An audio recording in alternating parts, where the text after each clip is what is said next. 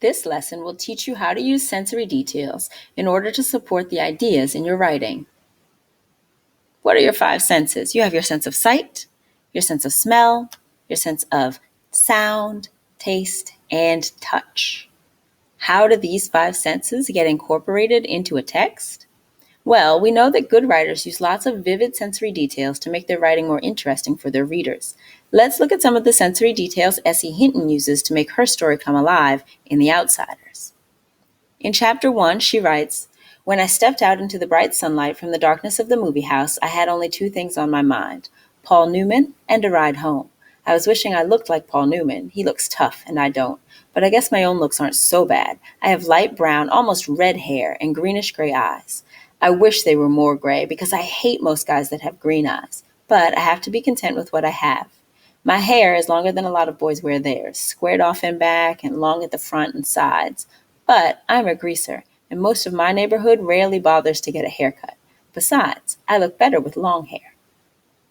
Now, here you may have noticed that S.E. Hinton very heavily appeals to your sense of sight because she uses sensory details such as bright sunlight, light brown, almost red hair, greenish-gray eyes, and my hair is longer, squared off in back and long at the front and sides. Why does she use these details? Well, one of the reasons could be that she wants you to use the metacognitive reading strategy of creating sensory images. That way you can visualize the setting and the character that she's describing. Think about, have these details helped you to create sensory images in your head? Is that what you were doing as we were reading this passage? What would this story have been like without these details? Would it have been as interesting to read?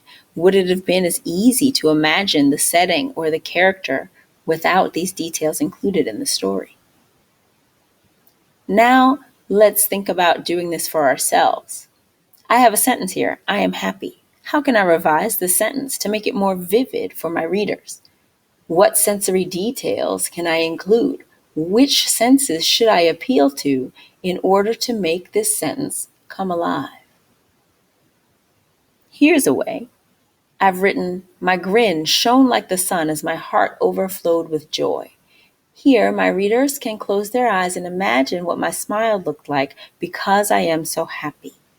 The simile really helps convey the sentiment of happiness without me actually using the word happy in my revision.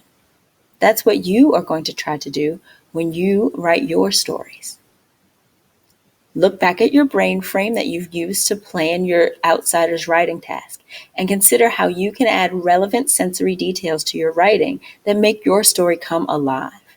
Take note of what you change or what you add in order to enrich your text. Now let's quickly recap our lesson. What are the sensory details and what purpose do they serve in writing? What are some examples that you came up with today that you can use when you are writing your own text?